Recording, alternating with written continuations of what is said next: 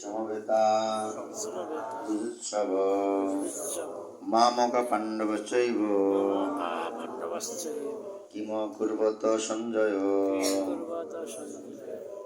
ধর্মক্ষেত্রে কুরুক্ষেত্রে সমবেতা যুজুৎসব মামক পাণ্ডবশ্চৈব Kim কুর্বত Sanjay.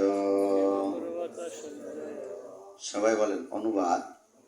Dhritarashtra বললেন, হে সঞ্জয়, ধর্মক্ষেত্রে কুরুক্ষেত্রে যুদ্ধ করার মানুষে সমবেত হয়ে আমার পুত্ররা এবং পাণ্ডব পুত্ররা কি করল।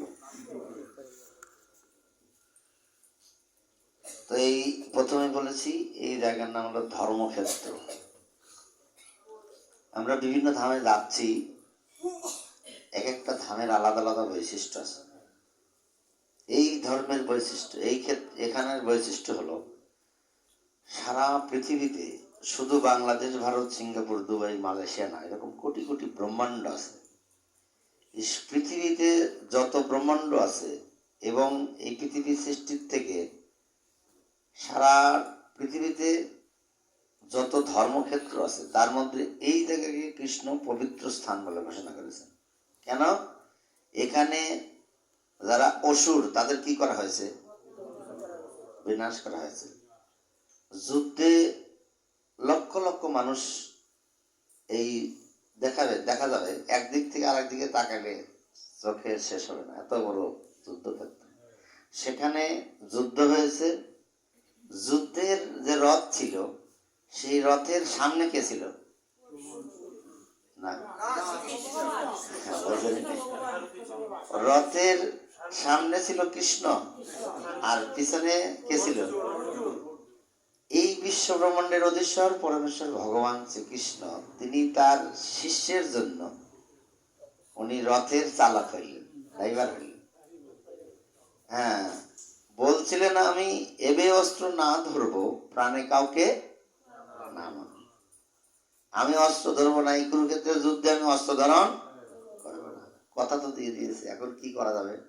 তো উনি কুরুক্ষেত্রের যুদ্ধের রথের সারথি হয়ে যখন যুদ্ধ হচ্ছে তখন ইচ্ছা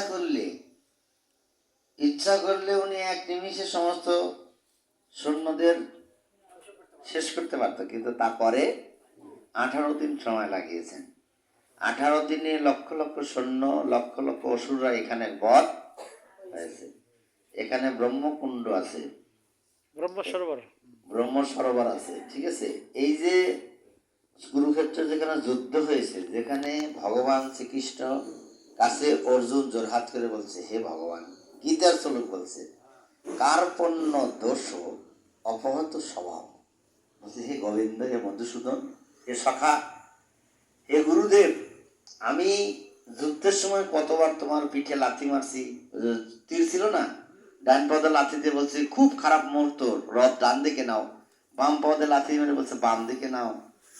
তখন যুদ্ধ শেষে অর্জুন ভগবানের কাছে এসে কান্না করছে, হে গোবিন্দ, হে মধুসূদন, তুমি আমার গুরুদেব, তুমি আমার সখা, তোমাকে আমি সারাদিন কত লাথি দিলাম।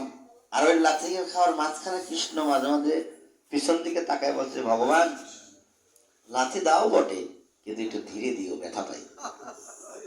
সেই ভগবান শ্রীকৃষ্ণ অর্জুনকে যেই জ্যোতিষ্বর, যে জায়গার নাম, যেখানে গীতার জ্ঞান দান করেছিল, সেই পবিত্রতম স্থানে আমরা আজকে এসেছি। কুরুক্ষেত্র ধাম কি, ধর্মক্ষেত্র কি। এখানে এসে মনটাকে সফট করতে হয়। সফট বোঝেন? হ্যাঁ, নরম নরম। এখানে মন নরম করতে হয়, মাথা